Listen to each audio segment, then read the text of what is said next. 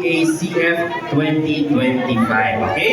Muli po, kung kayo po ay mag-post ng inyong mga picture, mga video, gamitin niyo po ang ating mga official hashtags. Dahil sa bagong Pilipinas, bawat buhay mahalaga. Kaya ba natin ulitin yon? Kaya po ba? Dahil sa bagong Pilipinas, bawat buhay ay mahalaga. okay. Pero ito po yung mga hashtags natin ha. Pakita po natin yan lahat. Picturean nyo po para po ma-post natin yan sa ating mga social media. Pero isa pa po, mula dito sa aking kanan. Dahil sa bagong Pilipinas, tingnan natin sino mas malakas dito sa kaliwa. Dahil sa bagong Pilipinas, sabay-sabay. 1, 2, 3, go. Dahil sa bagong Pilipinas,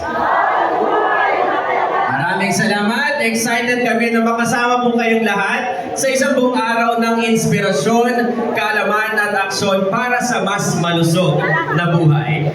Para sa isang mainit na pagtanggap dito sa lungsod ng Caloocan, tawagin natin ang ating officer in charge ng Caloocan City Health Department. Palapakan natin, Dr. Fernando S. Santos.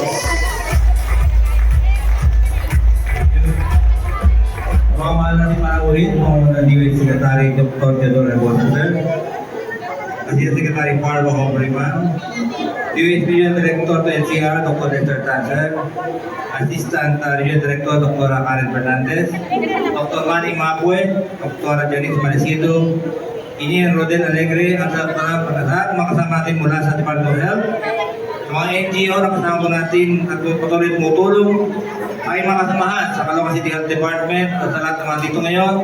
Isang pasalamat po at may pagbati ang pinapabot ng ating Mayor, Dave Gonzalo Aroman Napitan sa ating lahat. Napaka-special po ng araw na ito kapag dito po sa ating lungsod, pinagdiriwang ang World TB Day. Noong una pa man, isang sakit na tuberculosis o nag-isahin ng matubang karamdaman. Sa pagdiriwang na ito, ay pakikita at paalam sa lahat ng tuberculosis ay kayang-kayang gamutin. Sa tulong ng mga sa ating kasama Department of Health, patuwang ang ating mga healthcare workers at mga nasa pribado sektor, pangkalusugan, kakayahan natin sain ang sakit tuberculosis para mas magandang kinabukasan. Lagi natin tandaan, ang TB ay nagagamot. Kasama niyo ako sa laban natin na ito. Sa TB, isa lang ang ating atikain. Ang isang TB-free Philippines, TB-free generation dahil ang bawat buhay mahalaga. Muli, isang magandang araw. Maraming salamat po sa lahat. Maraming salamat po. Palakpakan natin. Muli si Dr. Fernando S. Santos. Siya po ang OIC ng Caloocan City Health Department. Ngayon naman po mga kaibigan, pakinggan natin ang isang mainit na pagbati at mensahe mula naman sa ating Regional Director ng Metro Manila Center for Health Development. Palakpakan natin, Director Lester Tan. Magandang umaga po sa inyong lahat. Maraming salamat sa inyong pagpunta dito sa ating okasyon ngayon. Secretary Herbosa, good morning sir. Asek Farah Hombre, Dr. Tina Marasigan, Dr. Bambi Kaluwag, Dr. Fernando Santos, and all of the Caloocan City Health Department staff and personnel, good morning po.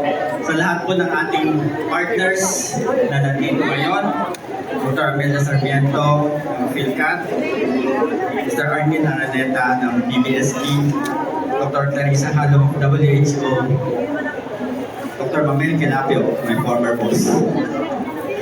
Rotary Club of Giginto Premier, Tulyon Foundation Incorporated, Philippine Tuberculosis Society Incorporated, Doctors Without Borders, Samaan ng Lusog Baga Association, TB Hills, BKMP, at iba-iba pang mga partners natin. Napakarami po nating partners sa laban sa tuberculosis. A pleasant and healthy day to all of you.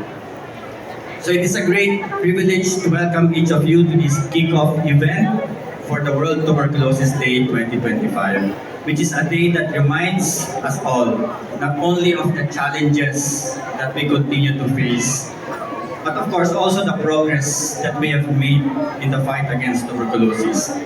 So TB po remains one of the most persistent public health threats in our country. But of course, ang TB po ay preventable and curable. Here in Metro Manila alone, TB remains a major health concern. Ang TB ranks among the top 10, no, isa po sa mga 10 pinaka leading cause ng